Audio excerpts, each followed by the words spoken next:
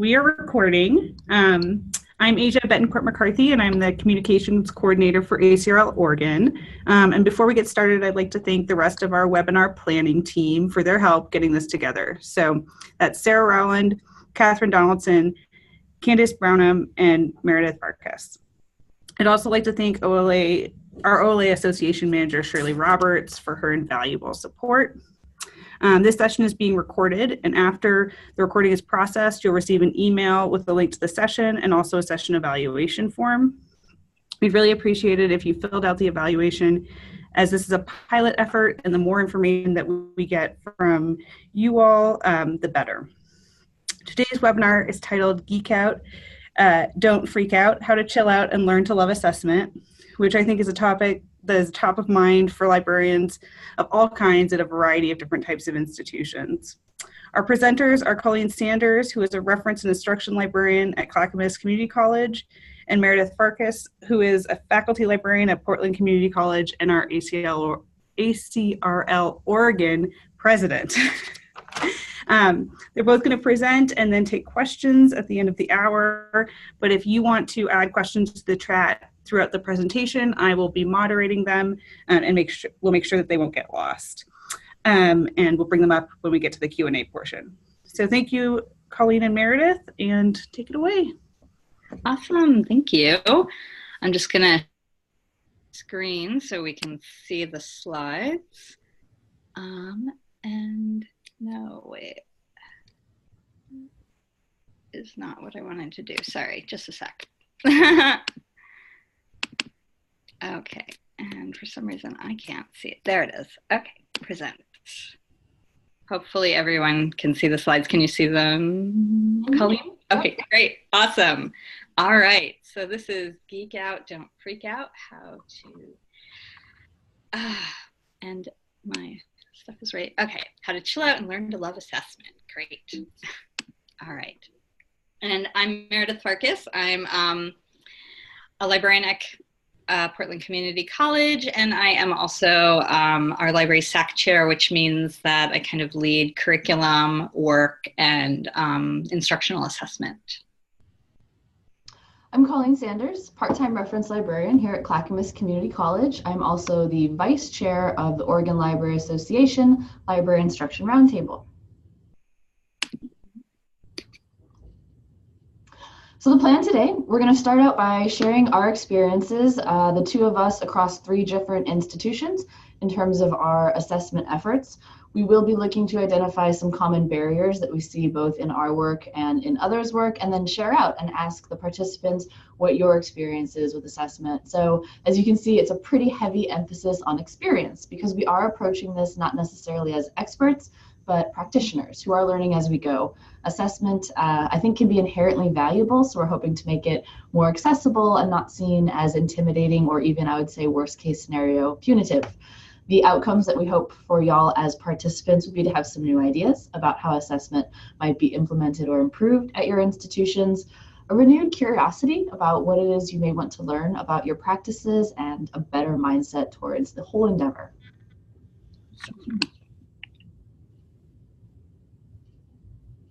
It's you, Colleen. So starting out here at Clackamas Community College, our assessment push came after a 2016 accreditation warning.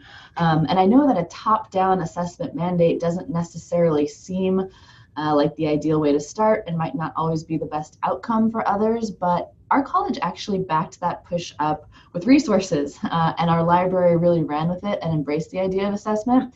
I think that those 2 things in particular have really made all the difference in seeing the dividends from our assessment efforts at our library. The way it was structured here at Clackamas is that departments were either service side or academic side, and the library, of course, is deemed academic. But after 3 academic years of working through these assessment cycles, we've actually kind of bifurcated internally. So we assess some things along an academic line, and then other parts of what we do fall into a service category. So it's been really nice to have that flexibility in how we choose to operate our own assessment internally. In terms of resources that the college provided for us, overall, they gave us really clear expectations about what they wanted from individual departments, as well as access to the expertise and support that we needed. They hired 2 full-time faculty assessment coordinators, one service side, one academic side, that were available to us. They visited the library, they helped us build our measures, they helped us norm rubrics, and basically just taught us how to swim in assessment waters generally. They also selected teams of assessment coaches that would hold these Friday afternoon, every other week assessment drop-ins where you could come in and get really granular, hands-on support in your assessment projects, and we took advantage of those regularly. The college also made all of the report templates and documentation that it expected from us available in a Moodle shell along with deadlines, so it was really easy to plan and kind of parcel out our work in a meaningful way. And then finally, we would throw assessment parties. So one time a year, we would have a college-wide assessment mixer or Skillshare or what have you, where we got to talk to other disciplines and learn what was going on in other departments and kind of grow as a college that way. My next slide, this is the assessment cycle that the college gave to us. It's kind of an ugly slide, I know, but bear with me. The internal circle there, if you start at the top and look at it, this is backward design from instruction. So it already used a language that we in the library were familiar with. And then on the outer circle there, you see it goes on an academic year, at least at a community college cycle, of fall, winter, spring for those kind of milestones that the college was expecting for us. So we've superimposed this structure for the last 3 academic years and completed 3 cycles, and it's been really great. We start with our program learning outcomes, and once those were built, we were able to move to the course level. So yeah. I'm totally impressed by what they've done at Clackamas Community College, and I feel like PCC could probably learn a lot, though we are significantly larger. So before I came to Portland Community College, I was the head of instruction at Portland State University, and I got there. Administration was like clear that they wanted the library faculty doing assessment. They thought that was really important, but at the same time, they really didn't have any sort of path for them or support for the library faculty. And I think the culture there, and they didn't make like this wouldn't be punitive. And I think a lot of times faculty have a lot of resistance to assessment because they worry that it's going to be punitive held against them, especially at a place where librarians are tenure track, like at PSU. And so the library faculty were not surprisingly resistant to assessment because they for it, and obviously it takes more time. They didn't have clear expectations of what they should actually be doing. So to sort of fix that, they, instead of like working on the culture, they decided to create a new position to focus on instruction, coordinating instruction and instructional assessment. And I wish this this blog post from Gavia Libraria, the library had come out before I had taken this. Let me read it to you real quick. Coordinator in a position title, be it. The problem with these jobs that as often as not, there's nothing actually to coordinate. No budget, no dedicated staff, no established service. Coordinate all too often means try to establish head by begging your new colleagues to vouchsafe a few minutes of the time now and then, knowing that their supervisors won't tell them to, and you have no whatever to demand anything of them. Oh, but the buck will stop with you, coordinator, on all matters regarding your service. Where also, because what you're doing is new, you must hit a home run with it, quickly. Slow and steady gains will not do. If you don't, 2 damaging assumptions arise. That the service is a waste of effort and that you are a lousy librarian. You're a coordinator now, congratulations. That should sort of tell you, I think there are these cultural issues and they're not making headway with something and they're like, let's hire a person to fix it. An individual person never fixes cultural issues. Even the library director frequently can't fix, you know, really ingrained cultural issues that easily, but certainly somebody without power, that is not probably going to happen. So I moved on after a few years to Portland Community College, which has a very different focus on assessment, and it's much more faculty driven and supported. Just like at Clackamas, accreditation was the motivator. I think we had gotten criticized for our assessment, lack of really college-wide assessment that was systematic.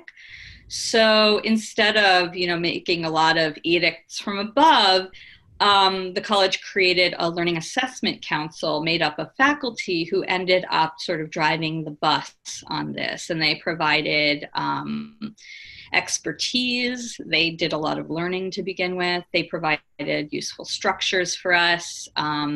Every academic department has a mentor that can support them with their assessment, provide advice. Do an assessment project every year. It used to be 2, and that was overwhelming. Still say that 1 a year is even kind of difficult because it's hard to close the loop on things. And I think in the recent couple of years, I think the college has gotten the faculty at least have gotten a little cynical about it, just because we've had funding cuts that have been cut specifically to the Learning Assessment Council, that have cut the bring in part-time faculty to work on this and all of that stuff. So that's been some of us a little cynical about assessment. We too start by hearing about the barriers that you all have encountered in doing assessment and building an assessment culture. And if you could comment in the chat, I would love to see that. Let's see that. There we go. Trying to see if I can even see the chat while I'm sharing my screen. Mm-hmm. Oh, there it is. There it is. Now I can. Assessment expertise, absolutely. Yes.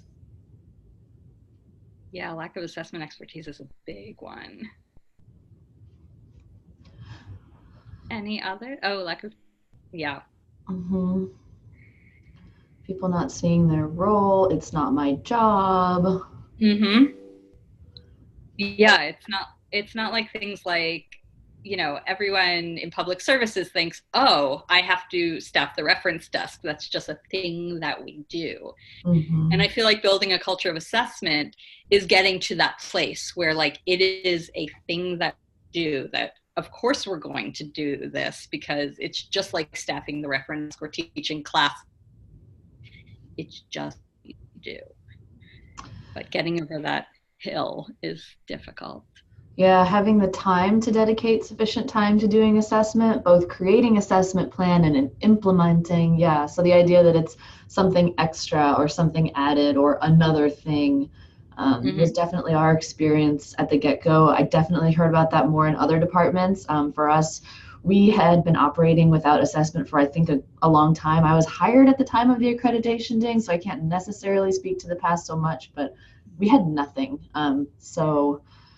It was kind of a learning curve to figure out how to put such a big foundational, dispositional new approach to librarianship on top of already overloaded plates. And you've done so much since then. It's kind of amazing. It's been fun. Inconsistent measures and efforts. That's a good one. Oh, at my college, like constantly like, oh, this new thing we're doing, like we just became an in the dream college, and like there's all this stuff that comes with that around data-driven this and that, and yet like they're not putting more money into institutional research, so it can lead to cynicism. I'm definitely kind of this self.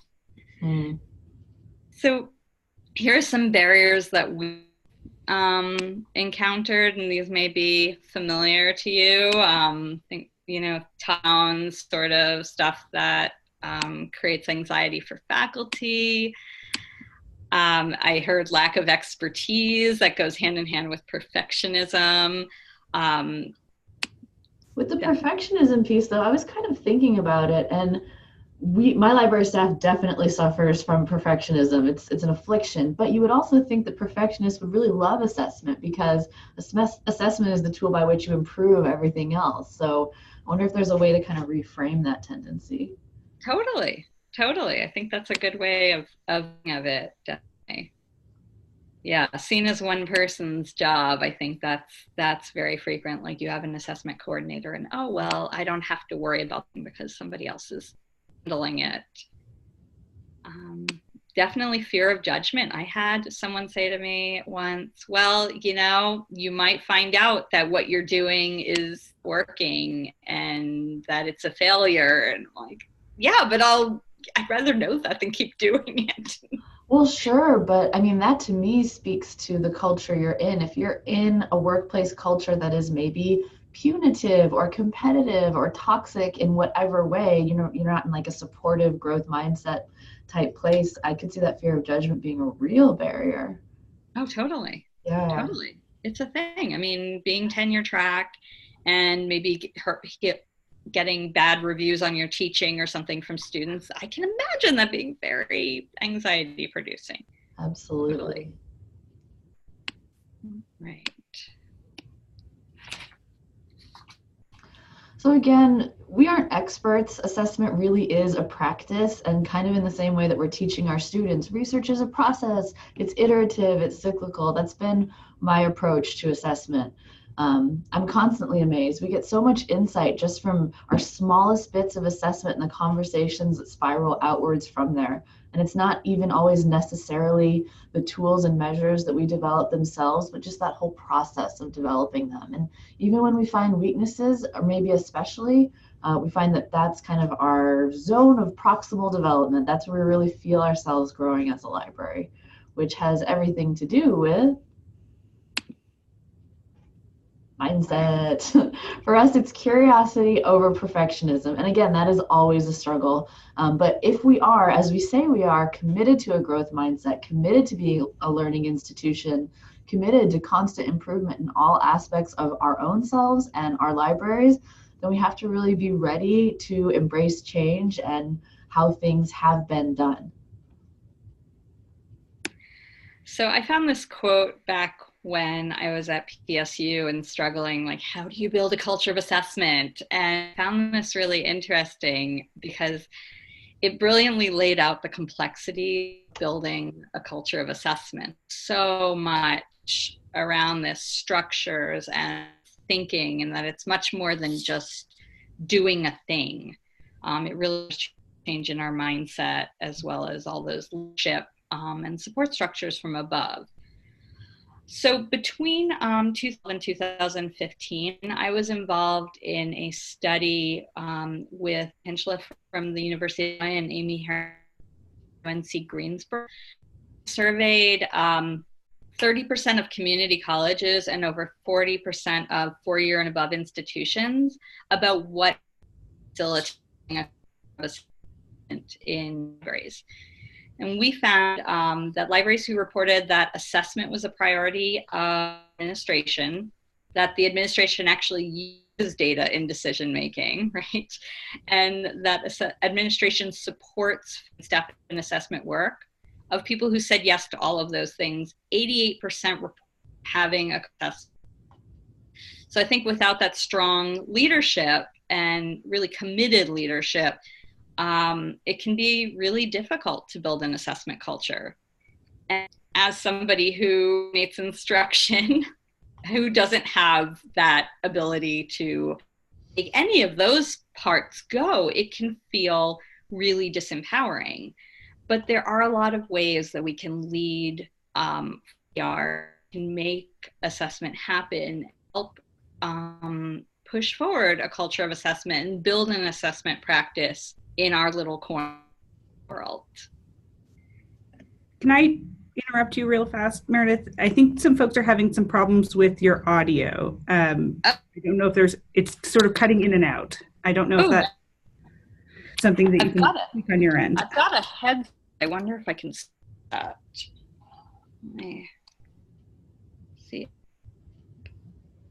And Colleen, this is your slide, right? Oh, it's me. Okay. I just don't know how I can switch my audio. Let me see if that's a easy thing. Oof. Does anyone know how to do that?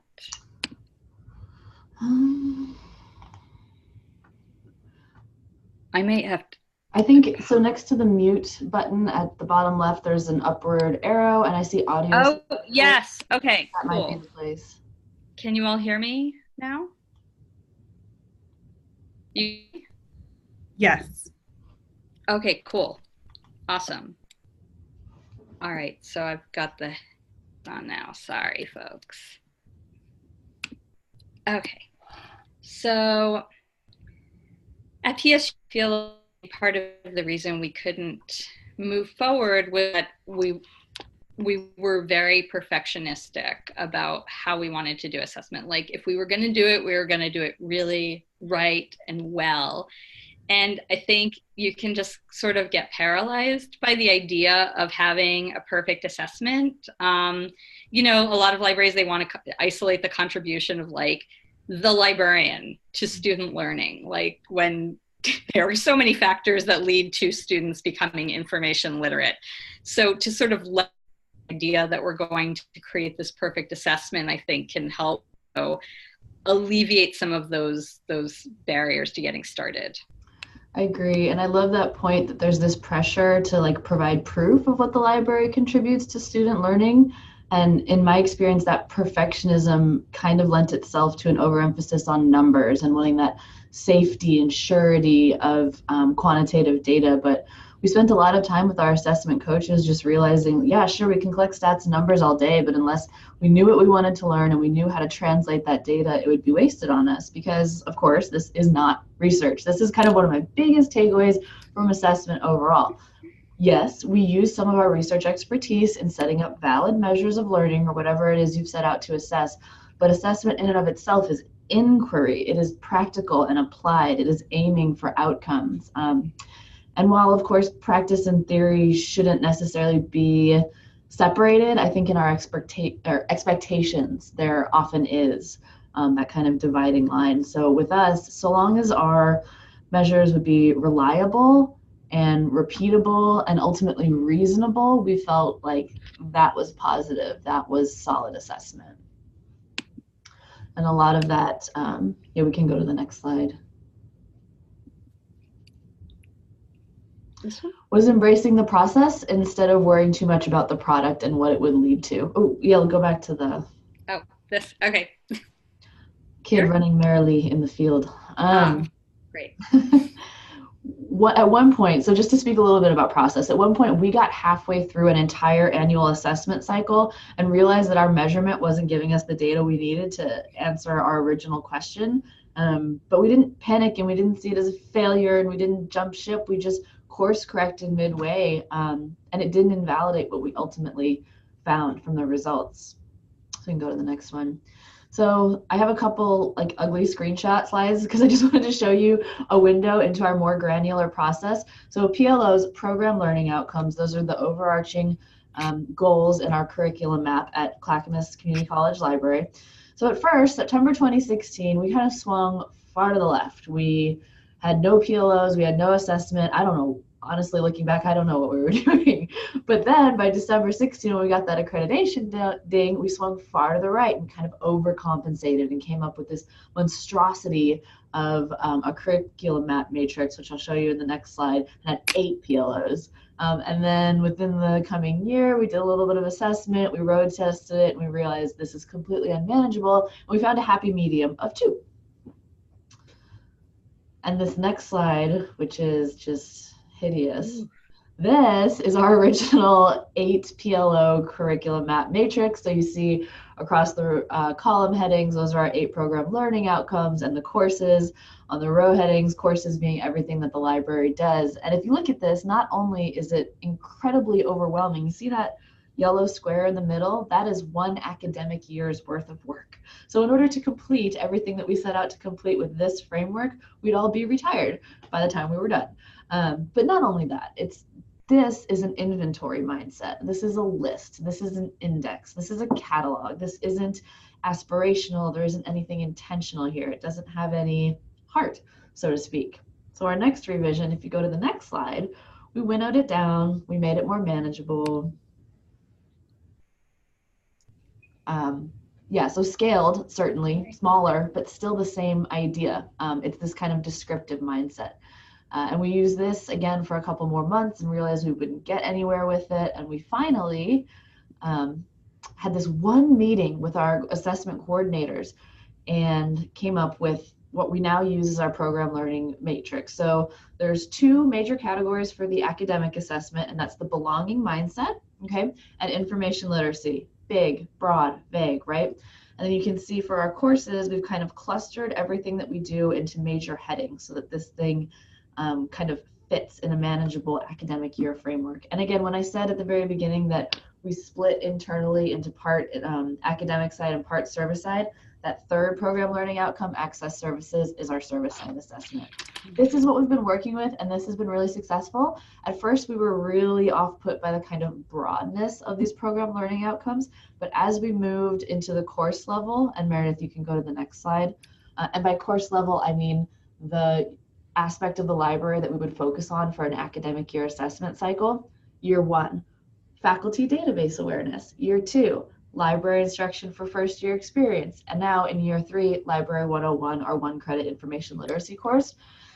As we're applying this kind of big, broad, aspirational PLO matrix to these individual discrete operations that the library does, we're developing both at once. So we're assessing on the kind of course level, but we're building out our program learning matrix in a more specific, granular way, that because we're doing that in action or integrated as it's applied, it's become even more meaningful. And part of that for us was letting go of perfectionism and the need to control things and to know where we're going at the outset and develop our tool while we're driving, so to speak. And part of that, again, is growth mindset. Growth mindset comes from the psychology researcher Carol Dweck, and it's basically your view of intelligence ultimately kind of determines your intelligence. So with growth mindset, it's the idea that it can be cultivated and developed, and trying and failing is a good thing. Whereas on the fixed mindset, you know, intelligence is innate and you've got it or you don't. And, you know, tests are seen almost as a threat because it could expose you as not being intelligent. And I find this framework helpful for everything, frankly, but especially if you're facing assessment anxiety, which is real. And I'll give you an example. When we found out during our first assessment cycle that our faculty, we were hoping they'd be at an 80% awareness rate of all of our library databases and their value. And we actually came out after our interviews and found that they were about a 20% rate. And that's a pretty drastic difference. You know, we could have viewed that as a failure of our outreach and instruction and what have you. But instead, we approached it as an opportunity to grow, as an information gap to fill, and how we could close that gap. So, I mean, assessment by definition helps identify areas of improvement. That's what you're embarking on. So when you find those areas, instead of treating it as something you've done wrong, which is a punitive mindset, it's an opportunity for growth. Yes. Hopefully. Well, I love that you're sort of the process that you all went through from this big reach goal that was too big. I mean, but the thing for it, right? You like did something, and that I think is the difference. Like you went for it and then you retooled and improved your plan, and that's sort of, you know, just going for it is what we need to do. We just went for it. Yeah, it was a very underground kind of charge mentality. It's important. So I really hate assessment. My first academic library job, we were required to have students out this survey at the end of every class, and it was like a satisfaction survey. And, you know, it was like checking a box, like, oh, we did assessment, because there was never any information from this survey that you could actually use to improve your team. Oh, they were not satisfied, but I don't know how or why or whatever, or what did they actually like. And then finally, I started doing my own assessments, like I minute papers, and I'm like, oh my gosh, like this is so much, this is like the same amount of effort for the student, but I'm learning so much, like what what was something that you learned that was really important? What was something that you didn't quite understand? Like getting those answers were huge, and they were the things that I wondered about. So I think starting from a place of curiosity is really important. When we were starting an assessment team at our library, and we really wanted to sort of engage everyone in the library around what we were doing, we started by having an activity in service where we asked people what they were curious about in terms of how students and faculty and staff use the library, whether that's online, face-to-face, the space, the resources.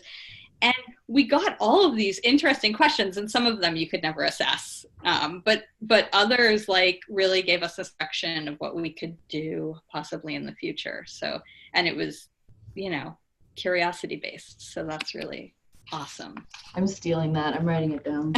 I think also developing a reflective practice ourselves is really important. Like we talk a lot as instruction librarians about metacognition and getting our students to reflect on their process. I think that's also really important for us.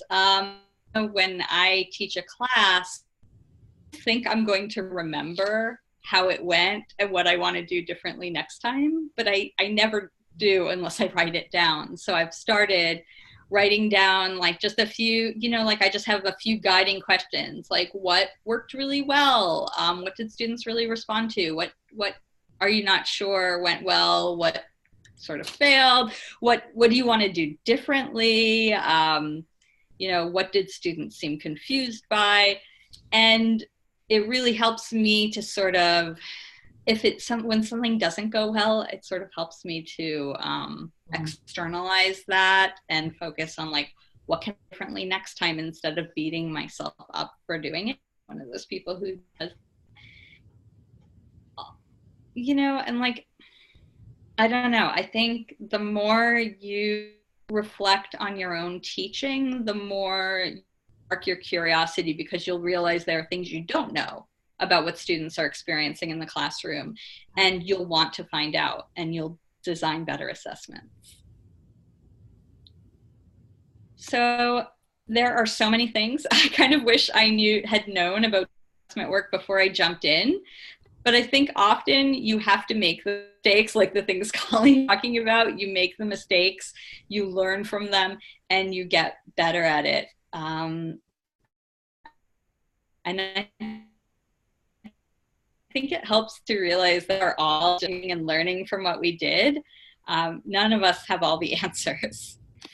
So one thing, I read an article years ago that talked about assessing well-lighted sites. And I really liked the idea of that. You don't start by doing like a major project that, you know, a giant ethnographic study or something that is just so huge and daunting when people haven't even gotten their feet wet. Mm-hmm. You want to start by doing simple assessments that help people realize that there is something to be learned and gained from doing this that will impact their work in positive ways. I mean, even just getting people to do things like a minute paper at the end of their instruction sessions can be so valuable to getting them to internalize the value of assessment. So you start with those easy projects that provide some impact, just to get the mindset going toward doing this work. Yeah, that's a great point. I love reading those 1-minute papers because it's assessment, but it's also directly folds into my next session, my pedagogy. Whether it's formal or not, I'm pulling things from it and responding to them. For us, I think because we were coming from a top-down mandate, we chose our bigger instructional projects because going with the light is best metaphor, they're forefront, they're front and center, they have the biggest impact. Because we were mandated to work as a team and everybody was all in, we knew we had that many minds on it and everybody was teaching it. One thing that I've learned from that process is that if you assess as a team, the light stays on that project afterwards. Because we've gone through this assessment cycle For example, on first year experience, we all now have this shared language and this shared history of it. And as we move forward, it's kind of become this group lens. And even though we're not formally focusing on one particular or on first year experience anymore, we're still all talking about how to improve it every single term. So this is another one of those things that I sort of learned by trial and error. Thinking about really what you want to learn before you actually design your assessment. It seems obvious, but just like we teach sometimes without developing learning outcomes, we also create surveys without really thinking about what questions do we actually want to have answered. And I've definitely found that to be problematic. So really thinking about what questions you want answered by whatever assessment work you're planning to do, and also thinking about how you are going to analyze the data, because I've seen so many times with so many assessment projects. I know we actually have faculty in a department we work with quite a bit who did this big assessment last year, and they collected all this data and they had no idea what to do with it afterwards. So now they're asking the Learning Assessment Council, like, yeah, we don't know what to do here. So thinking about that beforehand can really help you in designing an assessment that actually effectively gets at what you hope to see. Oh, Colleen, did you want to speak to that too? Oh no, I fully agree. We're constantly relearning or reminding ourselves, wait, what are we doing? What do we want to know? Is this going to get us there? We've had at least one cycle where we have this whole pool of data and wow, this was fun to collect, but now what? How do we translate this into action? When we were assessing our FYE, halfway through, we thought we were assessing student learning, and then we were like, wait a minute, the data that we have is asking the question, what should the library be teaching the FYE students? And again, we rolled with that and it was really productive, but yeah, it's just like backwards design, starting with the outcomes. Yeah. I do still think though that we have a skills gap in terms of how to process and apply data. That might actually be the next pursuit that we take on our assessment front now that we're talking about it. I think most libraries have a skills gap in data analysis, and that's a huge issue in our profession. Something that I've really found helpful is to partner with disciplinary faculty on assessment work. At PSU, we did an assessment where we looked at student information literacy using a rubric that we developed, looking at student portfolios from the University Studies program, which is their general education program. And we invited faculty who teach in that area to join us. And it gave them the opportunity to look at their students' work through another lens and sort of think more deeply about how information literate students are in their classes. And with some of those faculty, we ended up with much better collaborations in the following year, where we were more embedded in their classes. It was more like a partnership instead of a one-shot type of model. So I think involving faculty in information literacy assessment can really help it's kind of an outreach tool to get them to see how challenging information literacy is and how it really needs to be threaded throughout the course instead of just this one thing. Yeah, that's actually kind of brilliant, the idea of sharing our assessment lens, our as library faculty with instructors. That's great. From our perspective at Clackamas, the assessment just kind of seems to spread the more that we do it. Originally, we partnered with the English department, of course, because here in Oregon, information literacy at the gen ed level is assessed in the English department, so that's kind of a natural overlap, but we helped them develop and norm their information literacy rubric, and that partnership just kind of had a ripple effect in terms of working with that department in one-shots and through Library 101 and LibGuides and all of our tools. Another great partnership has been with institutional research, of course. They are growing as a department and kind of overhauling all their old tools and approaches at the same time that assessment is growing on campus. So it's a really, really fertile line of communication to have open with IR. That's awesome. Yeah, our institutional effectiveness folks are so great and helpful, but they are grotesquely underfunded and understaffed, which is definitely challenging. Yeah, and I think that might be a really great area, an on-campus resource for me to learn data analysis. Okay, what do I do with this? I have all Totally. this awesome data. We have this great research question. Help, now what? So they're another group that I think I could rely on more heavily. Mhm. Yeah, outcomes of assessment. Obviously, collecting all of this data and setting up your tools and your measures and your research question is very exhausting. It's labor intensive, but ultimately, I wouldn't say it's pointless if we don't do something with the data, because I think there is value in the process itself. Right. But to remind ourselves that the purpose was to improve services, to have realizations or data driven insights into what we're doing that can improve them. So you have to be able to go into the weeds and then back up to that kind of meta level pretty flexibly while doing assessment. So we're going to talk about some tips about what you can do with the data once you have it. Yes. Don't just put it in a file drawer, please.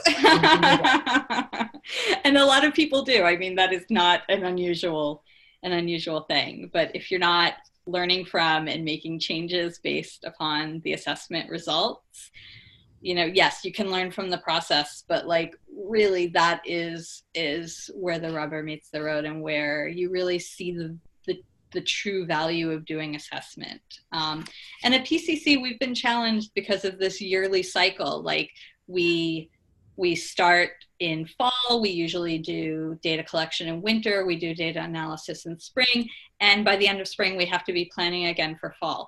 So it's been really, really difficult to feel like we could effectively close the loop, but we always make an effort to do that. We usually have a meeting with all the library faculty where we talk about the assessment results and think about what it means to our practice. And we're better at that some years than others, but we always make sure to have a meeting where we talk about it. My experience echoes that 100%. Spring is ending. We've completed this great project. It's time to figure out how we're going to actually push our services forward.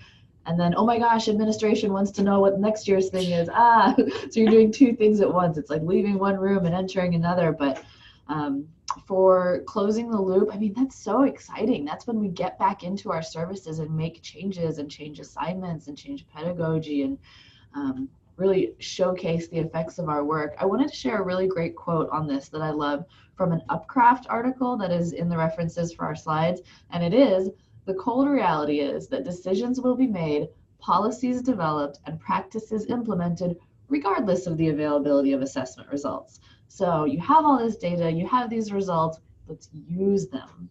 Because we're moving forward anyway, we might as well do it based on data. Totally.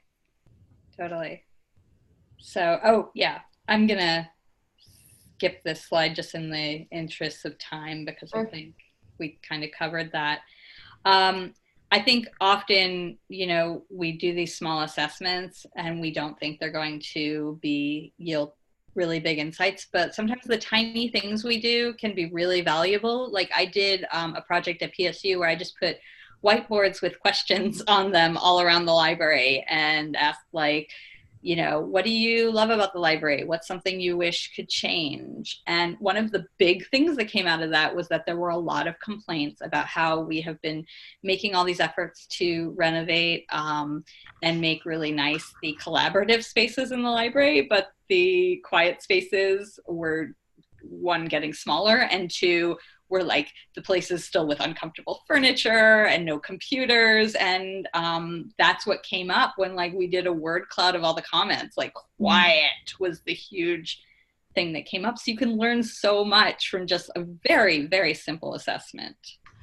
I love that. We're actually putting whiteboards up as we speak. They're in the back needing to be unpacked. I wonder if I don't know, makes me curious what other folks have put on their whiteboards, if we had a shared document where people could all post those so we could share them. And I love the idea of a word cloud as an assessment tool, just to kind of show the distribution. That's so lovely. I mean, I can say in terms of a small assessment, as I was saying, we had one 1 hour meeting with our assessment coaches, 1 hour. And we went in thinking that we were going to talk about Library 101, our online research class. We were going to figure out where we wanted to take it. And an hour later, we walked out of that room realizing we had just rewritten our entire program learning outcomes. And I know that none of the librarians on the staff here will ever forget that meeting. We kind of reference it as this monolithic aha moment, this gestalt. But yeah, in 1 hour, one meeting. That's amazing. Most places could never do that. Great meeting. Yeah. We've talked about this a little bit, that assessment does more than assess. Outreach. Meredith, as you were saying with your university studies partnership, showing disciplinary faculty what their students' work looks like through an information literacy lens. I mean, when we were doing our faculty database assessment, it got us out of the library. It got us into faculty offices and demonstrating our resources and asking them questions about how they use them in their class. It got us, because we did random sampling to develop the faculty interview list, we got into departments that we don't normally see in the library so much, such as welding. So we found new needs through that. With our first year experience, we definitely deepened that relationship. We improved our pedagogy. We realized that library day was coming up on student course evaluations as one of the top 3 things that they loved about that particular course. And we realized, oh my gosh, I wonder how many other course evaluations for classes that we've taught for we're cropping up on. And so we're building that infrastructure with the faculty we teach for to get that feedback, say, hey, did the library come up in any way on a course evaluation? And we're sweeping together a lot of that qualitative anecdotal evidence into a shared document right now that it's maybe not best practices. We don't know what we're going to do with it yet, but we feel like it's important to capture it. So yeah, assessment having these lateral kind of positive effects on teaching and relationship building and even improving college systems. We now have a question on our college's end of the year student engagement survey about the library that wasn't there before. And if we hadn't been focusing on an assessment lens, we wouldn't have realized there was that gap there in information collection. That's awesome. So self-care, Colleen and I are admittedly bad at this, though I think I've definitely been more focused on this in my work in the past few years. I feel like Colleen is me like 10 years ago. So burning the candle at both ends. But I appreciate her energy and enthusiasm. So we're going to talk a little bit about self-care, and obviously self-care is a privilege. You know, I'm in a position where I have continuous appointment now. It's much easier for me to say, you know, no to things than one in a more precarious position can. So assessment fatigue is real. We talk about, you know, don't over survey students because survey fatigue happens and they won't do the thing. Assessment fatigue is also a big deal for us. Like, I was leading a big assessment push over a couple of years where we looked at how students identify and evaluate sources. First with writing and developmental ed classes, and then in our own Library 101 classes. And then we completely redesigned our Library 101 program based on what we learned from that assessment. And I was just like burnt out. I had been a really enthusiastic participant in assessment or a leader in assessment prior to that, but like, I was like, I need 2 years off, 1 year to work on the Lib 101 redesign. And this year I'm like just peripherally involved in our assessment work. I think sometimes it's important to step back, and that's why it's really important that assessment isn't just one person's job, where you know you have other people who can step up and take a leadership role when you are just burnt out. But I also find with burnout, like, journaling is really helpful. Reflective journaling, doing like little things like minute papers in my class kind of re-energize me around assessment. So just doing little things and sort of processing why you feel the way you do can be really helpful. So I think it's really important to celebrate achievements. I'm totally jealous that you have like an assessment party at Clackamas. You can come. You're so invited. That's so cool. They always have really silly themes. Like this year's, it was nautical, so we all wore little nautical hats. Okay, some of us. There's one for you though. I love it. I love it. So I think it's really important to celebrate your achievements. And we do every 5 years a big program review cycle where we have to like collect a ton of data and talk about like the achievements we have made in the library over the past 5 years and like what we've done with assessment and all of that. And and it is a ton of work. And then like afterwards, we all got together from the library to celebrate. We all went out to a pub and got dinner and drinks. And like, I think that is so important. You can't just be focused on your work all the time, and you really have to celebrate those moments where you've worked really hard and to mark that in some way. All right. Yeah. So like I said, having one person who's in charge of assessment is just not, it's not a scalable and long-term sustainable strategy. Like you really do need a team structure around this. Even if you have an assessment coordinator, that person is an expert. They are not necessarily the person who is always going to be, should always be in charge of every assessment project. I love that point, actually. When I think about how we did it here at Clackamas, it was very tiered. So we had our assessment coordinators, then the pool of assessment coaches, then in our department we had the assessment lead, and then we had the team, and then we had the staff. So whether you were kind of looking up or down the chain of command, so to speak, there was always somebody there who was involved in some capacity. And you know, we talk about informal conversations about our assessment results being incredibly useful. Every single person has their own kind of perspective and take on it. So the more we just kind of interacted and relied upon one another, the more value we got out of it. But if we had one person doing this, this would be nothing. I cannot even imagine. Yeah, totally. So assessment, it is a journey. I think of it a lot like exercise. So like I was one of those people who had a lot of trouble building an exercise routine where it became something that was just like an automatic part of my day, and where if I don't do it, I feel like garbage. You know, you have to, you know, and like I would design these workout regimens, these like perfect workout regimens, like I'm gonna do this and this and this and this, and like it would be so planned out and it wouldn't happen. And then like, or like I wouldn't do it one day and then I'd give up, and you know, the minute I hit a barrier. So like it's really about just taking that first step and not worrying about it being perfect, and not worrying about you know, failure, and just saying, I'm going to try this, I'm going to learn from it, and whatever comes of it, that is okay.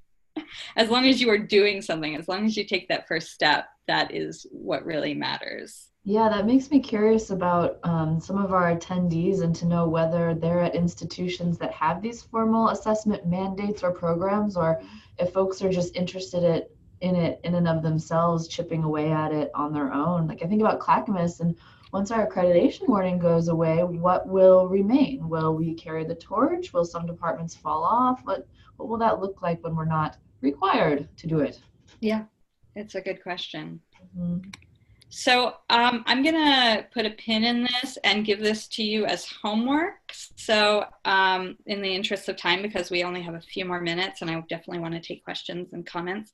So write down after the session a few thoughts that you really want to remember about this session, or about what you want to do with assessment, or how to get over a barrier that you have, just to start with that reflective practice. All right, so I would love to hear about the challenges you have, tips for assessment, any questions you have that you would like answered.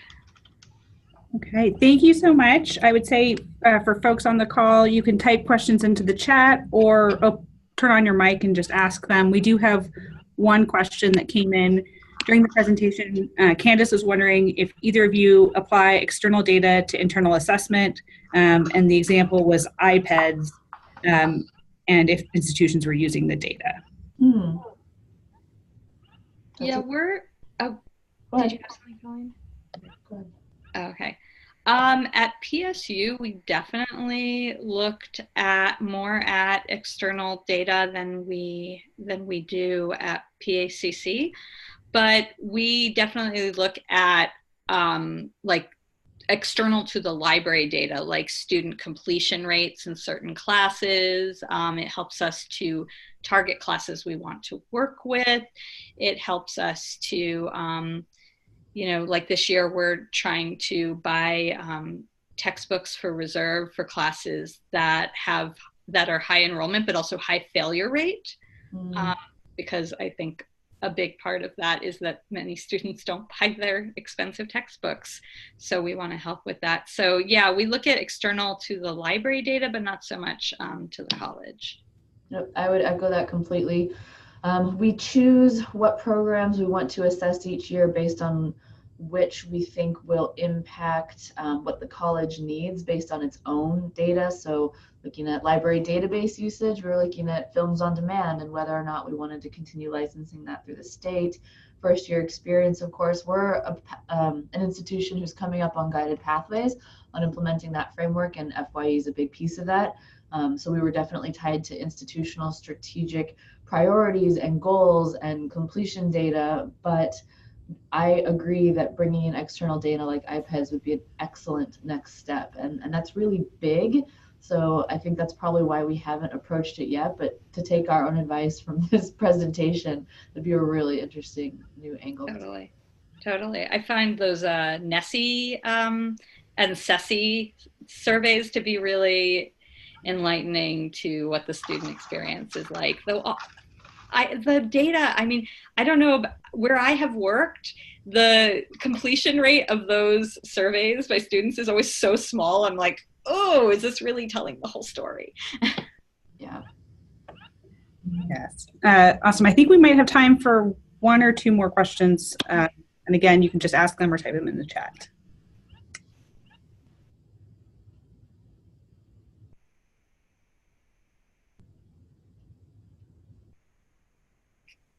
I'm curious if anybody out there is a lone assessment champion, if you feel that way, or if you're either appointed at your institution or kind of self-selecting, you're being the single driver of assessment at your institution.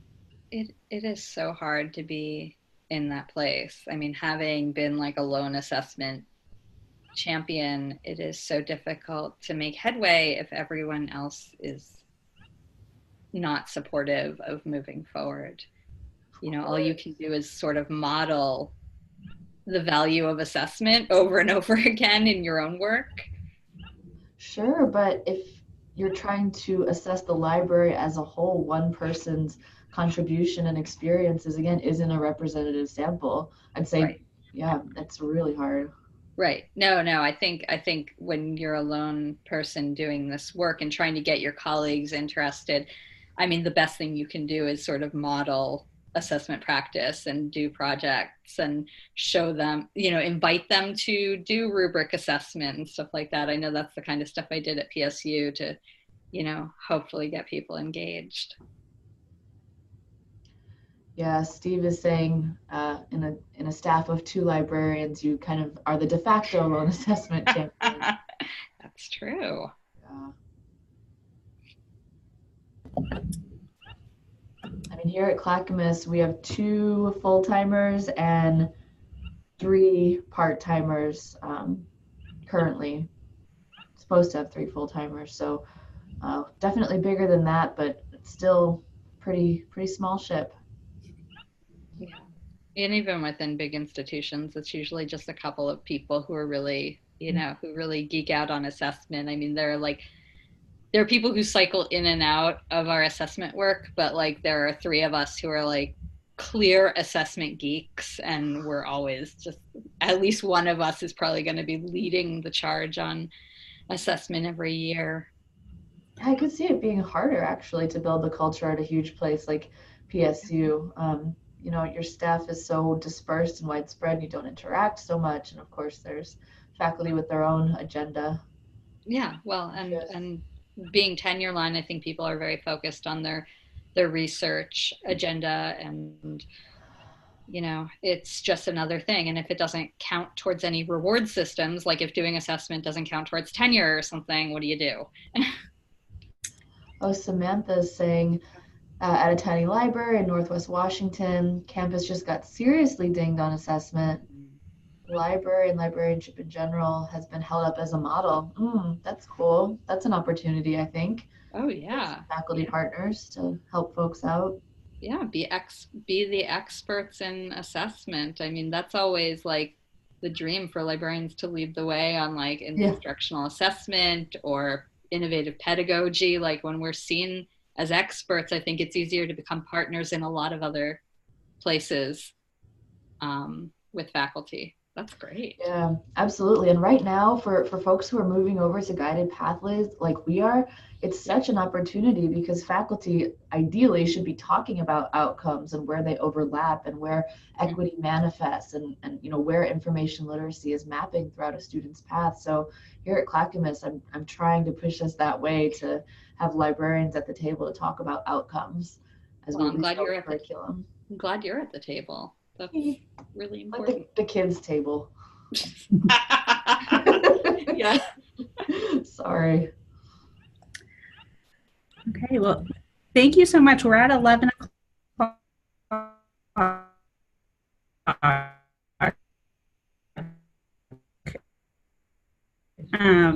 Just have questions in the future, please feel free to ask us. Our contact information's here. We'll email you that bit.ly link to the slides so you don't have to furiously jot it down.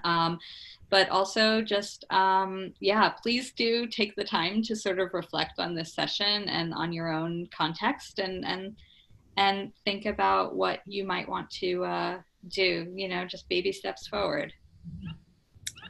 Awesome. Thank you all. I'm going to end the recording. Before I do, I want to give a reminder to our participants. Please do fill out the evaluation form that's going to come along with this recording. You'll see that in your inbox in a couple of days. Thank you. Thanks all.